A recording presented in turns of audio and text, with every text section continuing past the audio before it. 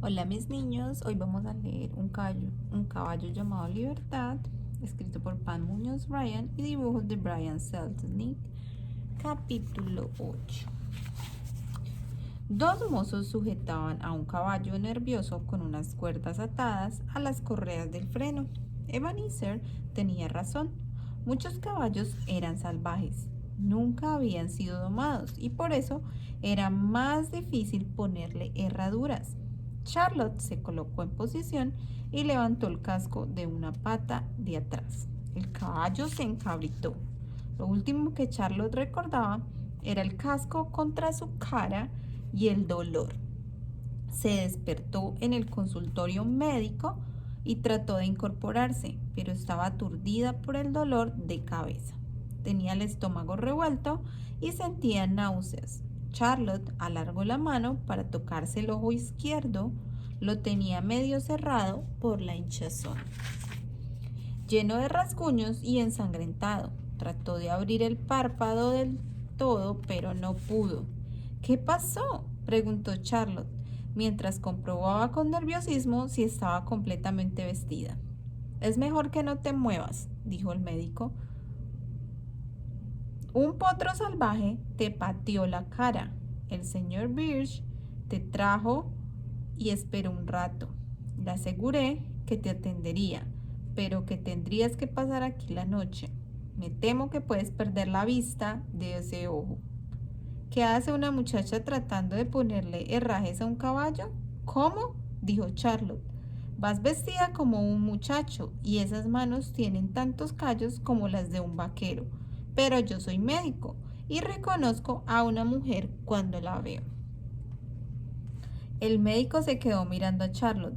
Yo necesito el trabajo, dijo Charlotte, y no podría trabajar si la gente supiera, si el señor Birch supiera. No necesitas explicarme nada, dijo a la primera mujer. Dijo, no eres la primera mujer que me encuentro que intenta pasar por un hombre. No se lo diré a nadie, ni siquiera al señor Birch. Ahora no te muevas. Te voy a poner este ungüento. Charlotte se echó hacia atrás mientras el médico le untaba una medicina maloliente. Conozco a una señora que vive en las afueras de la ciudad. Su esposo lleva 2 años en las minas de oro y nadie sabe que se ha marchado. Ella simula que es él y eso le ha ahorrado muchos problemas. También tuve hace años otra paciente a cuyo esposo lo mataron unos bandidos. Durante muchos años se vistió con la ropa de su esposo para protegerse a sí misma y a sus hijos. Se defendió de varios asaltos y todo el mundo pensaba que era un hombre. Cuando sus hijos crecieron, volvieron a vestirse como mujer y le contó la historia a todo el mundo. No te preocupes por mí. ¿Qué pasará con mi ojo?, preguntó Charlotte. Sabremos más cuando desaparezca la hinchazón y los moretones. Quedarás visca y, como dije, quizás pierdas la visión en ese ojo. ¿Cuándo podré volver a guiar una diligencia?, preguntó Charlotte. Por el momento no podrás guiar ninguna diligencia, dijo el doctor. Yo no conozco a nadie que contrate a un cochero tuerto. Charlotte sintió un gran malestar de nuevo y no sabía si era por el dolor o por su mala suerte. No había guiado ni una sola diligencia en California y ahora ni siquiera podría ver por un ojo. ¿Cómo bajaría? ¿Cómo conseguiría el dinero para comprarse las tierras? Hubiera querido que Ebenezer estuviera allí o Hayward. Pero los dos estaban a miles de millas de distancia. Volvió a recostarse sobre la mesa del médico y la habitación empezó a darle vueltas. De nuevo sintió náuseas. Al día siguiente, Charlotte esperó delante de la puerta del consultorio del médico a que James fuera a recogerla. No podía ver nada con su ojo izquierdo. Miraba el parche negro que sostenía en la mano, pero el médico le había dicho que no podía usarlo hasta que el ojo estuviera curado. La gente se alarmaba cuando la veía. Algunos se quedaban mirándola y luego apartaban la vista. Pero los niños la contemplaban sin disimulo. Otros se detenían y le hacían preguntas, como si fuera asunto suyo. Charlotte se encogía y agachaba la cabeza. Durante años había tratado de confundirse entre la gente sin que nadie se fijara en ella. Y ahora todos los que pasaban se quedaban mirándola. Era una situación embarazosa. Un niño pequeño empezó a llorar cuando la vio y Charlotte se sintió como si fuera un monstruo. Finalmente llegó James en una carreta. Charlie, parece que te peleaste con un toro y perdiste, dijo. Vamos, volvamos al establo. Mientras volvían en la carreta, Charlotte solamente pensaba en una cosa. James, ¿cuándo podré volver a guiar una diligencia? Fran y yo hemos hablado de eso. No puedes guiarla con un solo ojo. No podemos arriesgarnos. El negocio y nuestro prestigio están en juego. Pero puedes quedarte y trabajar de mozo de caballeriza todo el tiempo que quieras. Eso es todo lo que te podemos ofrecer. Cuando Charlotte volvió al establo, cerró la puerta del pequeño almacén y se acostó en el lecho. Lágrimas silenciosas irritaron los cortes de su ojo herido y le empañaron el otro. ¿Cómo conseguiré lo que quiero si no puedo ver?, pensó. Con el llanto, su ojo herido se hinchó aún más. Pero al igual que aquel día en el orfanato cuando se marchó Hayward, empezó a llorar y no pudo parar hasta derramar todas las lágrimas que tenía. Con el parche parecía una pirata y la gente que trabajaba en los establos empezó a llamarla Charlie el Tuerto. Pero eso no le importaba porque la gente prefería el parche al ojo deforme. Lo que sí le importaba era que no podía llevar la diligencia. Aunque trataba de sentirse agradecida por el trabajo, no lo hacía con interés. Añoraba salir con la diligencia por el espacio abierto. Había aprendido a amar la libertad de ser cochero tanto como amaba a los animales. La sensación de estar al mando, de saber que la gente confiaba en ella y de conocer a los caballos. Cuando llevaba la diligencia, los caballos parecían saber que esperaba de ellos sin necesidad de decir una palabra. A veces parecía magia. Un mes después, Charlotte se moría de ganas de sentarse en el pescante de una diligencia. Como los mozos de la caballeriza no ganaban tanto dinero como los cocheros, también echaba de menos el dinero. Una noche de luna, Charlotte caminaba por la parte trasera de los establos cuando vio su reflejo en un barril de agua. Se contempló con atención. Levantó el parche, tenía el ojo torcido y desfigurado. Su rostro estaba muy curtido, tenía el pelo liso y muy largo, al igual que la mayoría de los mozos del establo. Lo llevaba recogido en una coleta. Su cabello estaba enmarañado porque siempre lo metía debajo del sombrero. Se pasó las manos por la cara casi sin reconocerse. Recordó otra noche, hacía mucho tiempo, cuando había contemplado su reflejo en el agua. ¿Qué era lo que deseaba entonces? Quería salir de la cocina y montar a caballo. Quería volver a ver a Hayward algún día y poseer un rancho. Había sido tan testaruda como para creer que podía conseguirlo todo. Ahora sus sueños estaban desvaneciendo y eso la aterraba. Había ido a California para trabajar de cochero de diligencia y eso era precisamente lo que iba a hacer.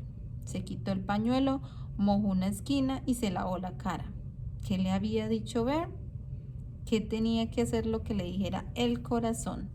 La única manera de tener mi rancho es seguir montando a caballo y ser cochero, susurró. Y eso es lo que voy a hacer. La tarde siguiente, mientras Frank y James recorrían su trayecto diario al banco, Charlotte sacó una recua de 6 caballos. Tenía que comprobar si aún podía guiarlos. En las rectas no le fue mal. Los caballos conocían el camino. Charlotte sujetaba las riendas y daba los tirones. Pero girar hacia la izquierda era un problema porque no veía mucho hacia ese lado. Sacó la diligencia del camino y acabó en una terraplén. Fue muy difícil sacar los caballos de ese montón de tierra blanda para volver al camino. Ahora ya sé lo que no debo hacer la próxima vez, le dijo a los caballos. Al día siguiente la diligencia se volcó, pero Charlotte pudo saltar antes. ¿Qué estaba haciendo mal? Sabía guiar una recua de caballos. No necesitaba practicar con los caballos o las riendas. Los conocía perfectamente. Lo que no conocía era su ojo. Debía entrenar el ojo sano, aprender a usarlo de nuevo. Empezó cada día sacando una recua más pequeña, primero con 2 caballos, luego con 4 y finalmente con 6. Charlotte llevaba toda la vida superándose a sí misma y no pensaba detenerse, ni siquiera le importaba que Frank y James se enteraran de lo que estaba haciendo. No me importa que me vean intentarlo, pensaba. Aprendió los diferentes sonidos de los cascos de los caballos en distintos tipos de camino. Si el camino tenía una superficie dura, los cascos sonaban de una forma grave, retumbaban. Si la superficie era blanda, el sonido era sordo y opaco. Confiaba en que su ojo sano sustituiría al ojo que había perdido. Confiaba en sus instintos, especialmente en el sexto sentido que tenía con los caballos. Charlotte guió la diligencia una y otra vez por la ruta y memorizó cada piedra y cada árbol. Se fijó un objetivo. Si conseguía terminar 10 viajes de ida y vuelta sin problemas, sabría que era una buena como cualquier otro cochero.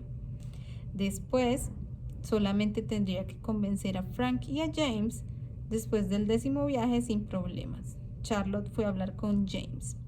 Quiero hacer la ruta de la diligencia que pasa por el río. Bueno, Charlie, ya hemos hablado de esto. Yo y Frank pensamos... Acompáñeme, y si crees que no puedo hacerlo, no te volveré a molestar, dijo Charlotte. ¿Qué dirán los viajeros del parche de Lowe?, preguntó James. Diles que es para asustar a los bandidos. No sabrán que es mentira. No sé. Charlotte se defendió. Conoces mi reputación. La única razón por la que vine a California es porque quería guiar una diligencia. Y vine porque ustedes me pidieron que viniera. Sabes que he estado practicando. Todo lo que pido es que recuerdes cómo guiaba antes. Y no te lo pediría si no creyera que puedo volver a hacerlo como antes. A regañadientes, James dijo: en cuanto vea que no puedes manejar la situación, yo tomaré las riendas. Yo te diré si necesito ayuda. No te entrometas, a no ser que yo te lo pida. De acuerdo, dijo James. ¿Mañana? Mañana, sí, el tiempo se mantiene así. No voy a ser un cochero de buen tiempo, dijo Charlotte. Quiero guiar como siempre, como los demás cocheros. Bueno, supongo que te lo mereces. Mañana salimos, llueva o haga sol. Era una de esas tormentas en que la lluvia caía torrencialmente, pero la diligencia tenía prevista su partida. El coche estaba repleto de pasajeros, equipaje y sacos de correo que tenían que llegar a su destino. Después de colocar el equipaje, Charlotte ya estaba completamente empapada. James iba a su lado. El viento arreciaba y la lluvia llegaba desde todas las direcciones. James parecía nervioso. Charlie, no puedo ni ver el camino, gritó. Bueno, entonces es bueno que sea yo quien guíe, porque puedo leerlo y escucharlo, gritó Charlotte. James se recostó en el asiento mientras la diligencia se adentraba en la tormenta. El lodo llegaba hasta la mitad de las ruedas, pero Charlotte fue capaz de encontrar el camino. Cuando llegaron al río, vieron que estaba crecido y llegaba casi hasta los postes de contención. Charlotte detuvo la diligencia en la orilla norte. Quédense adentro, les dijo a los pasajeros. Voy a revisar el puente.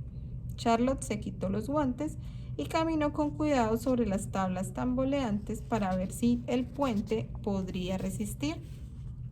Dio varias patadas y escuchó los quejidos de la madera. Revisó las tablas hinchadas y tiró de las cuerdas de seguridad hasta que se sintió satisfecha. Volvió a la diligencia y le dijo a los viajeros que salieran. No hay ningún motivo para que arriesguen su vida, dijo Charlotte. James, voy a acompañarlos a ti y a estas buenas personas hasta el otro lado del puente. Allí me pueden esperar, pero un caballero corpulento se negó a bajar. Prefiero arriesgarme dentro del coche, le dijo. No es mi diligencia, dijo Charlotte. Estoy acostumbrada a la aventura, replicó. El puente no soportará más peso y no estoy dispuesto a perder en este río a mi primer pasajero. Así que salga o yo le ayudaré a salir. Todavía refunfuñando, el hombre se bajó de mala gana. Bajo la lluvia cegadora, Charlotte escoltó a los pasajeros en grupos pequeños hasta el otro lado del puente. Cuando estuvieron a salvo en la otra orilla, volvió a buscar la diligencia. Se subió de nuevo al pescante, un trueno retumbó cerca y supo lo que iba a pasar y sujetó con fuerza las riendas mientras esperaba el relámpago. Cayó a una milla de distancia, pero ella mantuvo bien sujetos a los caballos. Confiando en sus instintos, avanzó por el puente con extremada lentitud. Las tablas crujían mientras las ruedas de hierro traqueteaban sobre ellas. Los viajeros se apiñaban y miraban ansiosamente desde la otra orilla. Por debajo, a pocos pies, el río corría vertiginosamente. El puente se meció y los caballos se encabritaron y relincharon. Con un chasquido, la diligencia quedó en mitad del puente. Charlotte mantenía la mirada en la otra orilla.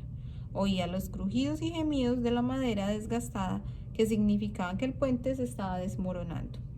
3 ramas se balancearon en el viento y los sonidos de la tormenta le trajeron a la mente un recuerdo enterrado en su memoria, una confusión frenética de imágenes y palabras. Alguien la abrazaba y oían voces que decían: ¡Para! ¡Agárrate! Las voces de sus padres y un rostro, sí, el rostro de su madre cerca del suyo. Mantén los derechos, eso era lo que tenía que hacer. Se paró en el pescante. Mantén los derechos sobre el puente, Charlotte. Se limpió el agua de su ojo sano mientras untaba las riendas con pulso firme y restalló la fusta y gritó: ¡Vamos! El empujón la lanzó hacia atrás. Los caballos se encabritaron, pero ella agarró con fuerza las riendas. Luego salieron disparados a toda velocidad como conejos asustados. Cuando las ruedas traspasaron, apenas rozaron la tierra firme, el puente se derrumbó y cayó a las aguas revueltas. ¡Bien, lindos, bien!, gritó Charlotte. Los viajeros corrieron hacia la diligencia gritando alborotados mientras Charlotte tranquilizaba a los caballos. Nos podíamos haber caído todos al río, gemía una mujer. El corazón me va a estallar, exclamó un hombre al reunirse con los demás. Nos hubiéramos ahogado. Ese muchacho salvó mi vida, dijo el caballero, que al principio se había negado a abandonar la diligencia. Y por la forma en que hablaban y la manera en que James asentía con la cabeza, Charlotte supo que nunca más dudarían de que ella podía guiar una diligencia.